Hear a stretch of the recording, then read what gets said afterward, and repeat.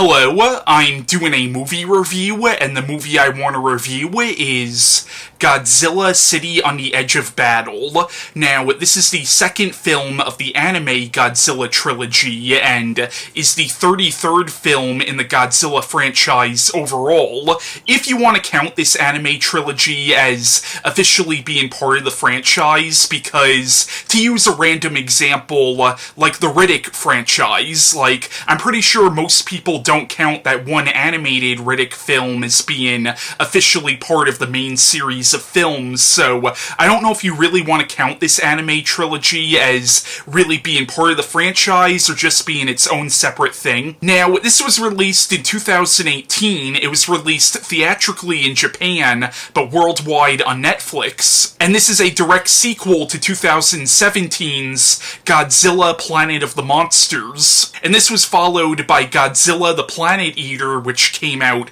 later in 2018. So, you could watch all three of these anime Godzilla films on Netflix. This DVD I have, I actually got at a convention a few months ago, and the only reason I got it is I'm a Godzilla completionist. I mean, it's my favorite film franchise of all time, so whether the movie's good or bad, I gotta own it in some capacity. Now, if you saw my review of Planet of the Monsters, I gave a pretty mixed but mostly negative review of that movie.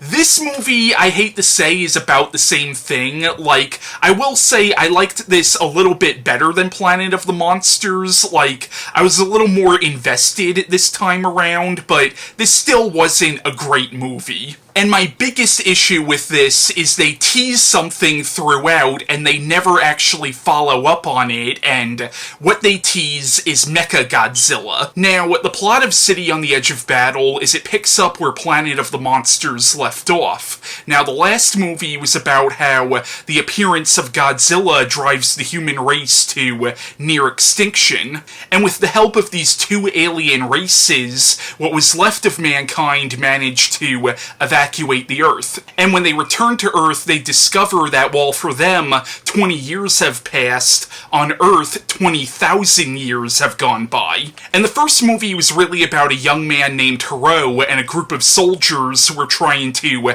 take Earth back from Godzilla. And the first movie ended where they destroyed Godzilla, or so they thought. It turns out that what they destroyed was actually an offspring of the real Godzilla, who has gotten much bigger since humanity evacuated the Earth. So, in this movie, after encountering the real Godzilla, Hiro and his soldiers get separated, and in the beginning of the film, you find out that Hiro was saved by this indigenous girl. Eventually, he meets up again with some of the other soldiers, and he discovers that this girl has a twin sister. In the movie, you find out that these twins are part of a tribe who are more or less the last remnants of human civilization, and they worship a giant egg. And these twins are telepathically linked with the egg. I think you could already guess where this is going. It's basically Mothra, and these two girls are this continuity's version of the Mothra twins.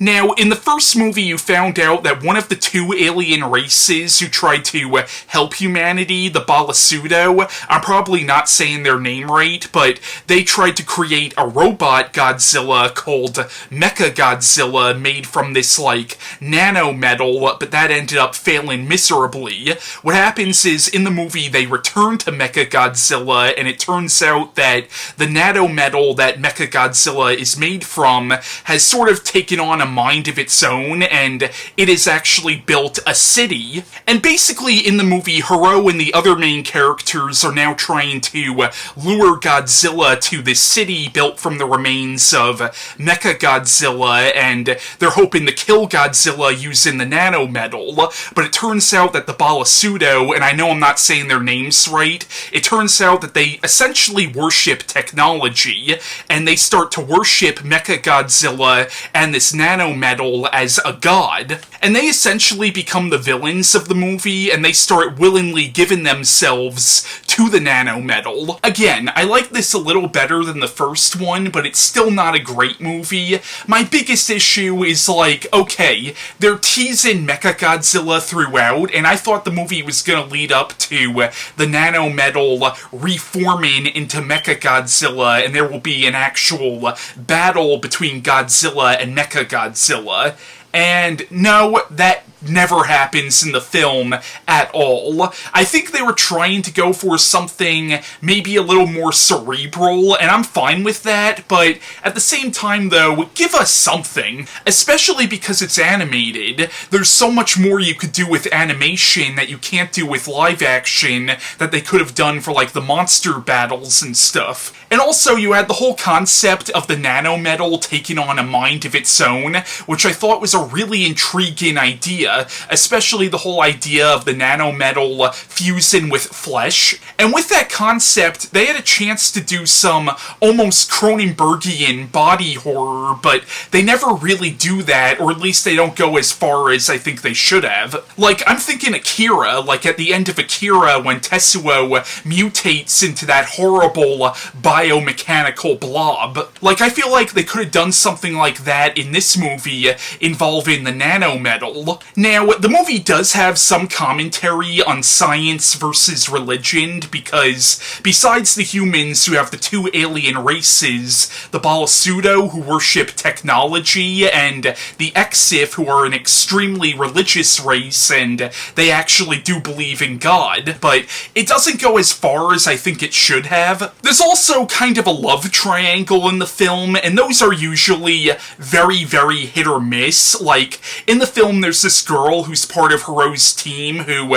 starts to develop feelings for him, but he's starting to develop feelings for one of the twin sisters. Now, to be fair, there was a love triangle in the original Godzilla, but in that movie it actually felt believable, and it actually worked with the themes that Ishiro Honda was going for with that original film, whereas in this movie it feels very trite and very cliched. So I recommend this movie only slightly more than the first one, but neither one is really a good movie. Now, I know I've been really negative towards these first two films in this anime trilogy. I will say I actually really, really liked the third one, which was called The Planet Eater, and that's actually going to be a pretty positive review. But that was my review on Godzilla, City on the Edge of Battle, and bye.